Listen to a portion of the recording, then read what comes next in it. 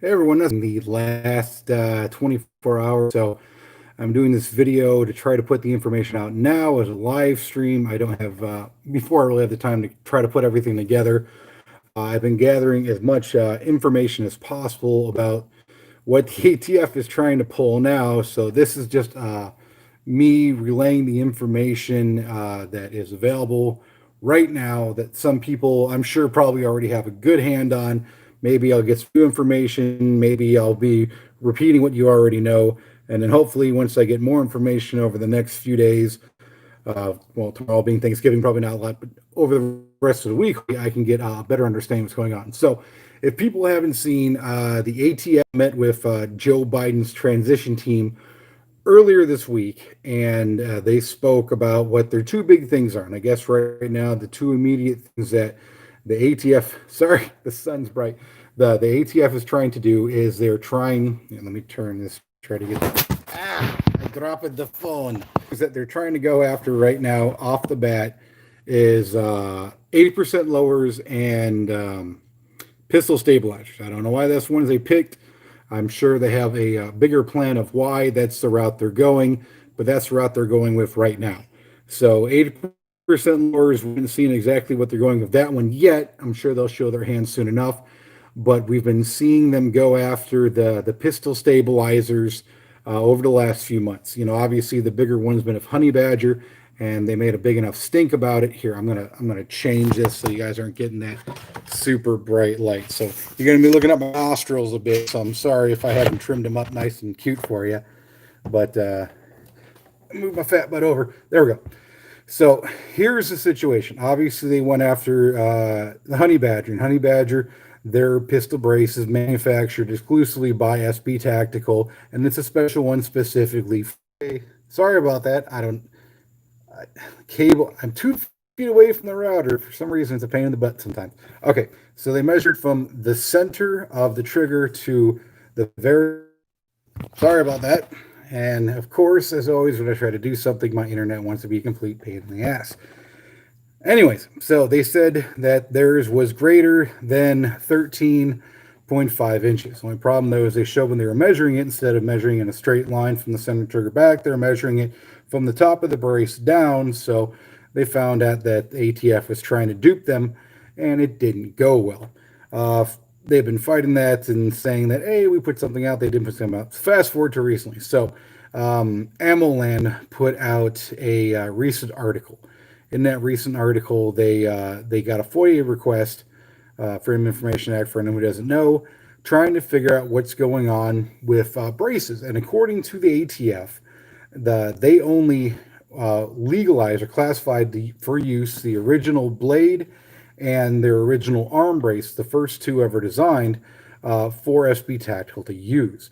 When they did that, they're trying to say that any brace designed after that point, if those individual braces are redesigned or in any way to put on different weapons, or if they're made smaller, this and that, any fundamental design change whatsoever has to be brought to the ATF to be redesigned to see whether or not they comply.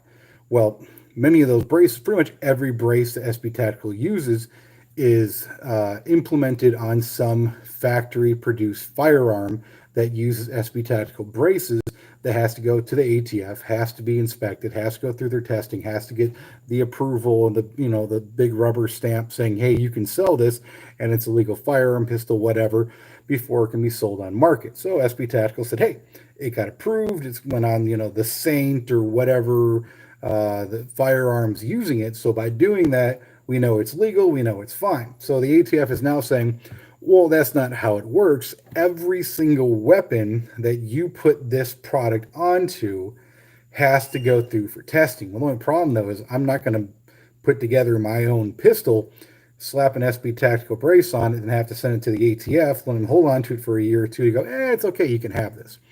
So the ATF is trying to claim that they sent a letter to SB Tactical in July of 2018 saying that, hey, only these two braces are legal to be classified as able to put on pistols and make them pistols without becoming shouldering devices. Anything else you use is a shouldering device, and we told you this. SB Tactical fired back this morning going, you guys are full of shit. You never sent us this. Our lawyers never got it. We never got it. Produced a document, because they didn't produce a document. Even with the FOIA request, they're just saying, well, we sent them one, but they didn't show them the document or anything that they sent to them. They're just saying, hey, well, we did it. And the reason they're doing that is because underneath Trump's presidential order, he told the ATF that they cannot continue or can't make any new policies that restrict firearms, reclassify firearms, things of that nature. So until Biden comes in, the only way they can go after stuff right now is by saying, oh, well, we're not reclassifying anything new from the date of the presidential order. We're working on pre-existing stuff, or this happened a while ago. You know, we sent it to them. It's their own fault. We didn't do it. This was a pre-existing thing that we're just following up on. They're trying to make it seem like this predates the presidential order, so they're okay to act upon it. Another one they sent out was for a shotgun. There's a person, an individual who had a shotgun, used it in a crime, and it was a shotgun that had a barrel that was less than 18 inches, and they put an SB3 pistol brace on it.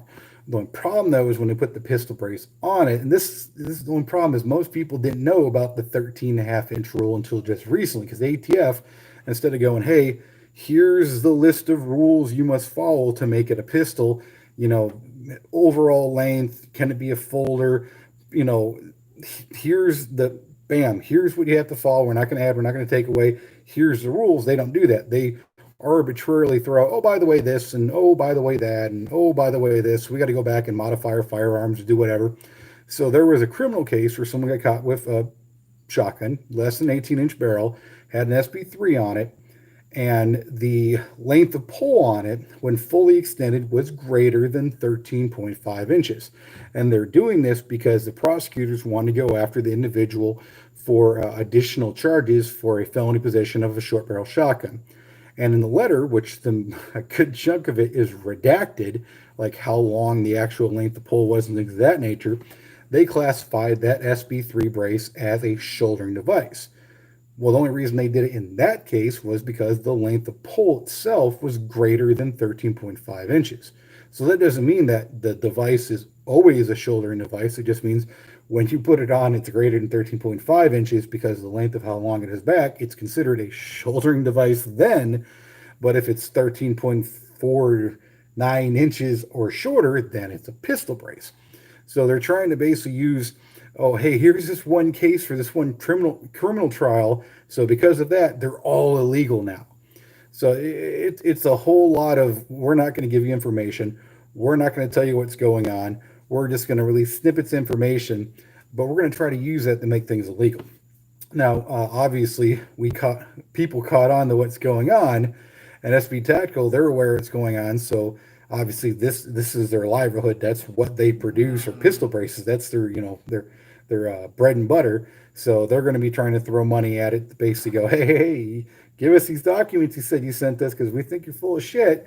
You know, there's going to be a lot of companies that obviously, you know, that sell firearms with braces already on them from the manufacturer going, hey, well, this has an SB Tactical brace on it already and it's legal. So is it automatically illegal now? So there's going to be a lot of stuff going on. Honestly, a lot of it depends upon how this whole president's fights go. If Biden comes in, he's going to repeal President Trump's presidential order. So the ATF is going to have free game to basically do whatever the hell they want to. So we're going to be looking at braces are going to be gone. He wants to make, I don't know if you heard or not, all semi-automatic rifles considered to be assault rifles. And if you look at what the actual they put down for assault rifles, it's literally everything that's semi-automatic that has an external magazine. Everything. So they're going to try to do that. 80% lowers, magazine restrictions. It's going to be crazy. So as I get more information, when things come out, I'll try to make a little bit more visually appearing video. This is just putting out the information that I was able to put together in the last 12 hours. Questions, comments, concerns, leave them down in the comment box. Sorry about the light in the background. Sorry about my internet connection cutting out. Hope you all have a great day.